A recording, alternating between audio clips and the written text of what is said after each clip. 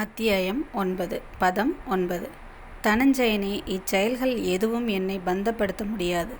நடுநிலையில் அமைந்துள்ள நான் இந்த பௌதிக செயல்களிலிருந்து எப்போதும் விலகியே உள்ளேன். பொருளுரை. இப்பதத்தின் அடிப்படையில் பரமபுருஷ பகவான் செயலற்றவர் என்று யாரும் எண்ணிவிடக்கூடாது. அவரது ஆன்மீக உலகில் அவர் எப்பொழுதும் செயல்பட்டு கொண்டுள்ளார். பிரம்ம சம்ஹிதையில் கூறப்பட்டுள்ளது. தனது நித்தியமான ஆனந்தமயமான ஆன்மீக செயல்களில் அவர் எப்போதும் ஆழ்ந்துள்ளார். ஆனால் ஜடச் செயல்களை பொறுத்தவரையில் அவர் செய்ய வேண்டியது எதுவும் இல்லை. ஜடச் செயல்கள் அவரது பல்வேறு சக்திகளால் நடத்தப்படுகின்றன. படைக்கப்பட்ட இவ்வுலகின் ஜடச் செயல்களில் பகவான் எப்போதும் நடுநிலையில் உள்ளார். இந்த நடுநிலை ஜட உலகின் ஒவ்வொரு மிகச்சிறிய விஷயத்தின் மீதும் அவரது கட்டுப்பாடு உள்ளது என்ற போதிலும் அவர் நடுநிலை வகிக்கின்றார். தனது இருக்கையில் அமர்ந்துள்ள உயர்நீதிமன்ற நீதிபதியை இதற்கு உதாரணமாக கூறலாம். அவரது கட்டளையின்படி பல விஷயங்கள் நடக்கின்றன. சிலருக்கு மரண தண்டனை வழங்கப்படுகிறது. சிலர் சிறையில் அடைக்கப்படுகின்றனர். சிலர் பெரும் செல்வத்தை பெறுகின்றனர். இருப்பினும் அவர் நடுநிலையில் உள்ளார். லாபத்திலும் நஷ்டத்திலும் அவருக்கு எந்த பங்கும் இல்லை. அதுபோலவே எல்லா செயல்களிலும் தனக்கு அதிகாரம் உள்ள போதிலும் கடவுள் எப்போதும் நடுநிலை வகிப்பவர். வேதாந்த சூத்திரத்தில் கூறப்பட்டுள்ளது. அவர் ஜட உலகின் இருமையில் இருப்பதில்லை. அந்த இருமைகளுக்கு அப்பாற்பட்டவர். அந்த ஜட உலகினை படைப்பதிலும் அழிப்பதிலும் கூட அவருக்கு பற்றுதலில்லை. ஜீவாத்மாக்கள் தனது முந்தைய செயல்களுக்கு ஏற்ப பல்வேறு இனங்களில் பலவிதமான உடலை அடைகின்றனர். இதில் கடவுள் தலையிடுவதில்லை. பதம் 10. குந்தியின் மகனே, எனது சக்திகளில் ஒன்றான இந்த ஜட இயற்கை எனது மேற்பார்வையில் செயல்பட்டு அசைகின்ற மற்றும் அசையாதவற்றை எல்லாம் உண்டாக்குகின்றது. அதன் ஆணைப்படி இந்த தோற்றம் மீண்டும் மீண்டும் படைக்கப்பட்டு அழிக்கப்படுகின்றது. பொருளுரை. ஜட உலகின் எல்லா செயல்களிலிருந்தும் விலகியுள்ள போதிலும் முழுமுதற் கடவுள் உன்னத இயக்குனராக உள்ளார் என்பது இங்கு தெளிவாக கூறப்பட்டுள்ளது.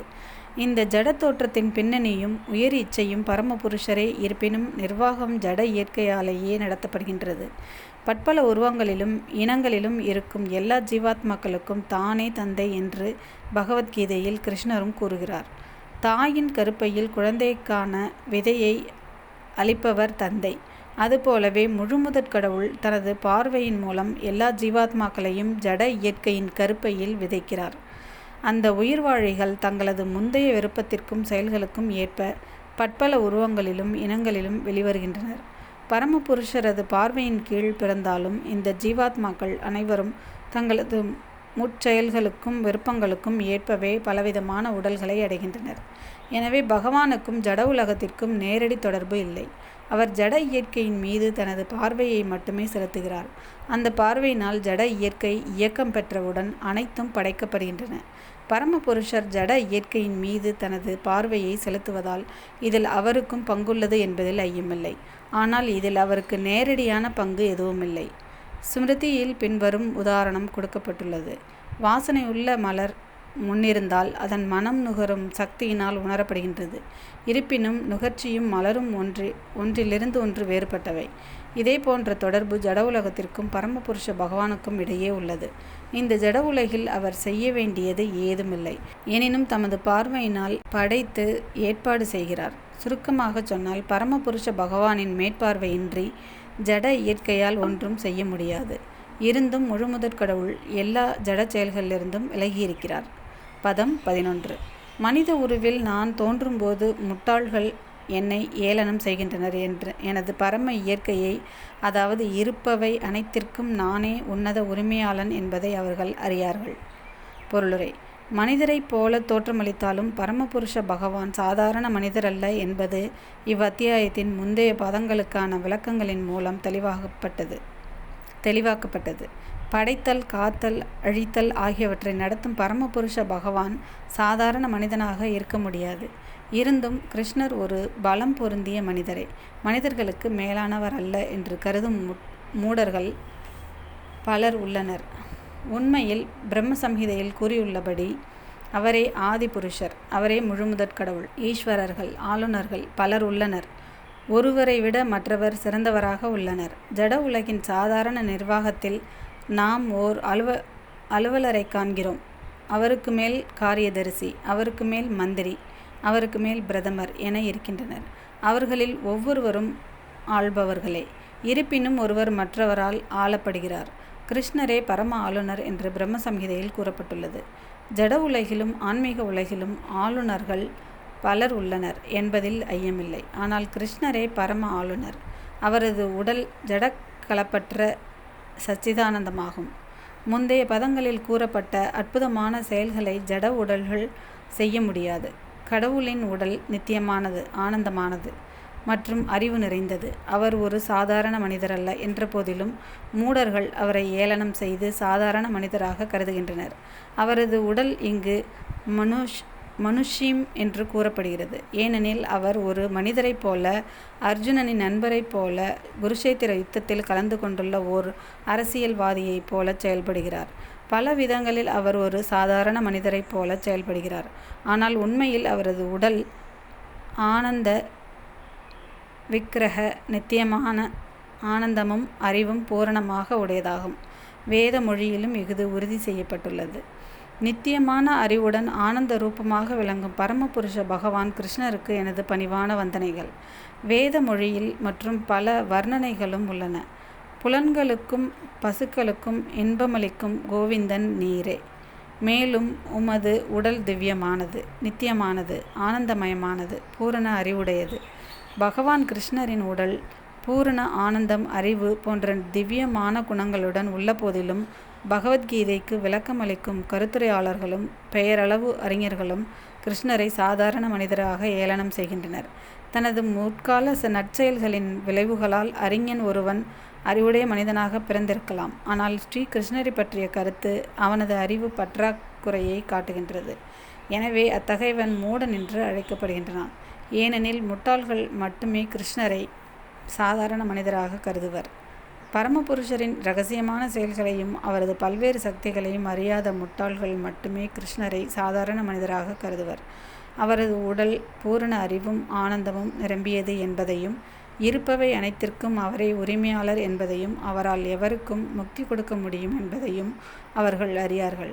கிருஷ்ணர் பற்பல திவ்யமான குணங்களின் பொக்கிஷம் என்பதை அறியாததால் அவர்கள் அவரை இழிந்துரைக்கின்றனர். பரமபுருஷ பகவான் இந்த ஜட உலகில் தோன்றுவது அவரது அந்தரங்க சக்தியின் தோற்றமே என்பதையும் அவர்கள் அறியார்கள். அவர் இந்த ஜட சக்தியின் எஜமானர். ஜடசக்தி மிகவும் சக்தி வாய்ந்ததாக இருந்தாலும் அது தனது கட்டுப்பாட்டில் உள்ளது என்றும், தன்னிடம் சரணடையும் எவரையும் அந்த ஜட சக்தியின் பிடியிலிருந்து தன்னால் விடுவிக்க முடியும் என்றும் கிருஷ்ணர் அறிவிப்பதை நாம் பல்வேறு இடங்களில் விளக்கியுள்ளோம். கிருஷ்ணரிடம் சரணடையும் ஆத்மாவினால் ஜடசக்தியின் ஆதிக்கத்திலிருந்து விடுபட முடியும் என்றால், இந்த முழு பிரபஞ்சத்தையும் படைத்து காத்து அழிக்கக்கூடிய பரமபுருஷர் எவ்வாறு நம்மை போன்ற ஜட உடலை உடையவராக இருக்க முடியும்? எனவே கிருஷ்ணரை பற்றிய அத்தகு கருத்து முழு முட்டாள்தனமாகும். சாதாரண மனிதரைப் போல தோன்றும் முழுமுதற் கடவுள் ஸ்ரீகிருஷ்ணர் மிகச்சிறிய அணுவிலிருந்து மிகவும் பிரம்மாண்டமான விராட தோற்றம் வரை அனைத்தையும் கட்டுப்படுத்துகிறார் என்பதை மூடர்களால் சிந்திக்க இயலாது. மிக பெரியதும் மிக நுண்ணியதும் அவர்களது சிந்தனைக்கு அப்பாற்பட்டதாகும். எனவே மனிதரை போன்ற ஓர் உருவம் அளவற்றதையும் நுண்ணியதையும் ஒரே சமயத்தில் கட்டுப்படுத்துவதை அவர்களால் கற்பனை செய்யவும் முடியாது. எல்லையற்றதையும் எல்லைக்குட்பட்டவற்றையும் எல்லாவற்றையும் அவர் ஆள்பவராயிருந்தாலும் இந்த தோற்றங்களிலிருந்து அவர் விலகியுள்ளார். மிக பெரியதையும் மிகச்சிறியதையும் ஒரே சமயத்தில் கட்டுப்படுத்தும் போதிலும் அவர் அவற்றிலிருந்து விலகியிருக்க முடியும். இதுவே அவருடைய திவ்யமான அசிந்திய சக்தி எனப்படுகிறது. மனிதனைப் போல தோற்றமளிக்கும் கிருஷ்ணரால் எவ்வாறு மிக பெரியதையும் மிகச்சிறியதையும் கட்டுப்படுத்த முடியும் என்பதை மூடர்களால் கற்பனை செய்து பார்க்க முடியாது. இருப்பினும் கிருஷ்ணரை பரமபுருஷ பகவான் என்பதை அறிந்த தூய பக்தர்கள் இதை ஏற்கின்றனர். அவரே பகவான் என்பதால் தூய பக்தர்கள் அவரிடம் முழுமையாக சரணடைந்து அவரது பக்தி தொண்டில் கிருஷ்ண உணர்வில் ஈடுபடுகின்றனர். மனிதரைப் போல கடவுள் தோன்றுவது குறித்து அருவவாதிகளுக்கும் உருவவாதிகளுக்கும் இடையே பல்வேறு கருத்து வேறுபாடுகள் உள்ளன. ஆனால் கிருஷ்ண விஞ்ஞானத்தை புரிந்து கொள்வதற்கான அதிகாரபூர்வமான நூல்களான பகவத்கீதையையும் ஸ்ரீமத் பாகவதத்தையும் அணுகினால் கிருஷ்ணரே பரமபுருஷ பகவான் என்பதை நாம் அறிய முடியும்.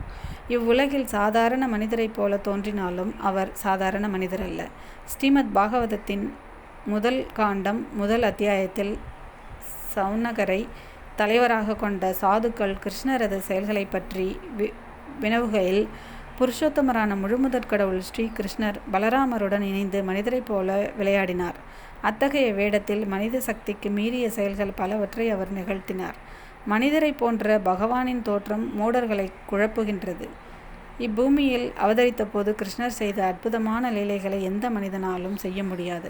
கிருஷ்ணர் தனது தாய் தந்தையரான தேவகி வசுதேவரின் முன்பு தோன்றிய போது 4 கரங்களுடன் தோன்றினார். ஆனால் அவர்களது பிரார்த்தனைகளுக்கு பின் தன்னை சாதாரண குழந்தையாக மாற்றிக்கொண்டார்.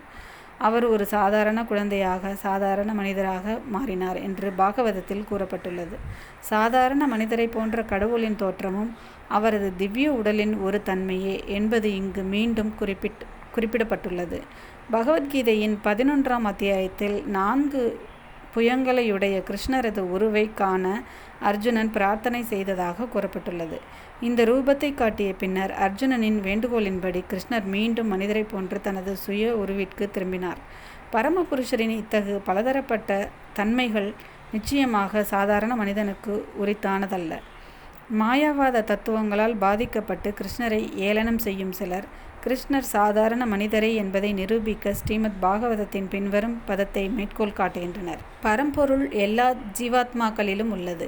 கிருஷ்ணரை இழிந்துரைக்கும் அங்கீகாரமற்ற நபர்களின் விளக்கங்களை பின்பற்றாமல் ஜீவ கோஸ்வாமி, விஸ்வநாத சக்கரவர்த்தி தாகூர் போன்ற வைஷ்ணவ ஆச்சாரியர்களிடமிருந்து இந்த குறிப்பிட்ட பதத்தை நாம் அறிந்து கொள்வது சிறந்தது. கிருஷ்ணர் தனது சுய விரிவான பரமாத்மாவின் ரூபத்தில் அசையக்கூடிய மற்றும் அசையாத இனங்கள் எல்லாவற்றிலும் விற்றுள்ளார். எனவே கோவிலுள்ள மூர்த்தியிடம் மட்டும் கவனம் செலுத்தி பிற உயிரினங்களுக்கு மதிப்பு கொடுக்காத ஆரம்ப நிலை பக்தர்களின் அர்ச்சா விக்கிரக வழிபாடு பயனற்றது என்று இப்பதத்தை விளக்குகிறார் ஜீவ கோஸ்வாமி. பக்தர்கள் 3 வகைப்படுவர். ஆரம்ப நிலையில் உள்ள பக்தர்கள் மற்ற பக்தர்களின் மீது காட்டும் கவனத்தை விட கோவிலில் உள்ள விக்கிரகத்தின் மீது அதிக கவனம் காட்டுகின்றனர். இத்தகு மனோநிலை திருத்தப்பட வேண்டும் என்று எச்சரிக்கிறார் விஸ்வநாத சக்கரவர்த்தி தாகூர். கிருஷ்ணர் ஒவ்வொருவரது இதயத்திலும் பரமாத்மாக விற்றுள்ளதால் ஒரு பக்தன் ஒவ்வொரு உடலையும் பரமபுருஷரின் கோவிலாக காண வேண்டும். அத்தகு பக்தன் பகவானின் ஆலயத்திற்கு கொடுக்கும் அதே மதிப்பை பரமாத்மா வாழும் ஒவ்வொரு உடலுக்கும் வழங்குகின்றான். எனவே ஒவ்வொருவருக்கும் முறையான மரியாதை வழங்கப்பட வேண்டும். எவரையும் அலட்சியம் செய்யக்கூடாது. ஆலய வழிபாட்டை ஏளனம் செய்யும் அருவவாதிகள் பலர் உள்ளனர். கடவுள் எல்லா இடத்திலும் இருப்பதால் ஆலய வழிபாட்டிற்குள் ஏன் ஒருவன் தன்னை கட்டுப்படுத்தி கொள்ள வேண்டும் என்று அவர்கள் கூறுகின்றனர். ஆனால் கடவுள் எல்லா இடத்திலும் இருந்தால் ஆலயத்திலும் அர்ச்சா விக்கிரகத்திலும் அவர் இல்லையா? அருவவாதியும் உருவவாதியும் ஒருவரை ஒருவர் முடிவின்றி சண்டையிட்டுக் கொள்வர் என்ற போதிலும் கிருஷ்ண உணர்வில் உள்ள பக்குவமான பக்தன் கிருஷ்ணர் பரமபுருஷராக உள்ள போதிலும் பிரம்மசம்ஹிதையில் உறுதி செய்யப்பட்டுள்ளபடி அவர் எங்கும் பரவியுள்ளார் என்பதை நன்கு அறிவான். கிருஷ்ணரது சொந்த இருப்பிடம் கோலோக விருந்தாவனம் என்ற போதிலும் அவர் எப்போதும் அங்கே வசிக்கிறார் என்ற போதிலும் தனது பல்வேறு சக்திகளின் மூலமும் தனது சுய விரிவுகளின் மூலமும் அவர் படைப்பின் ஆன்மீகம் பௌதீகம் இரண்டின் எல்லா இடங்களிலும் வெற்றுள்ளார். பதம் 12. இவ்வாறு குழம்பியவர்கள் இராட்சசத்தனமான கருத்துக்களாலும் நாத்திக கருத்துக்களாலும் கவரப்படுகின்றனர். அத்தகு மயங்கிய நிலையில் அவர்களது முக்திக்கான ஆவல்கள், பலநோக்கு செயல்கள், அறிவு பயிற்சிகள் ஆகிய அனைத்தும் தோல்வியடைகின்றன. பொருளுரை: தங்களை பக்தி தொண்டிலும் கிருஷ்ண உணர்விலும் இருப்பவர்களாக எண்ணிக்கொண்டு இதயத்தில் முழுமுதற் கடவுளான ஸ்ரீ கிருஷ்ணரை பூரண சத்தியமாக இன்னும் ஏற்றுக்கொள்ளாத பக்தர்கள் பலர் உண்டு. முழுமுதற் கடவுளிடம் திரும்பிச் செல்லுதல் என்னும் பழத்தை அவர்கள் என்றும் சுவைக்க முடியாது. அதுபோல பலன்களை எதிர்நோக்கி புண்ணிய செயல்களில் ஈடுபட்டுள்ளவர்களும் இந்த பௌதீக பந்தத்தில் இருந்து முக்தியடைய விரும்புவர்களும் ஒருபோதும் வெற்றியடைய மாட்டார்கள். ஏனெனில் அவர்கள் பரமபுருஷ பகவானான கிருஷ்ணரை இழிந்துரைக்கின்றனர். வேறு விதமாக கூறினால் கிருஷ்ணரை ஏளனம் செய்பவர்கள் அசுரர்களாகவும் நாத்திகர்களாகவும் கருதப்படுகின்றனர். பகவத்கீதையின் 7ஆம் அத்தியாயத்தில் கூறியுள்ளபடி துஷ்டர்களான இத்தகு அசுரர்கள் கிருஷ்ணரிடம் ஒருபோதும் சரணடைவதில்லை.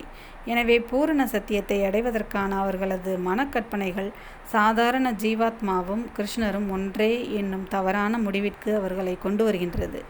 இத்தகு தவறான நம்பிக்கையால் மனிதனின் உடல் தற்போது ஜட இயற்கையால் வெறுமே மூடப்பட்டிருப்பதாகவும் இந்த ஜட உடலிலிருந்து விடுபட்ட உடனே அவனுக்கும் கடவுளுக்கும் எந்த வேறுபாடும் இல்லை என்றும் எண்ணுகின்றனர். கிருஷ்ணருடன் ஒன்றாகி விடுவதற்கான இம்முயற்சி மயக்கத்தின் காரணத்தால் தோல்வியையே தரும்.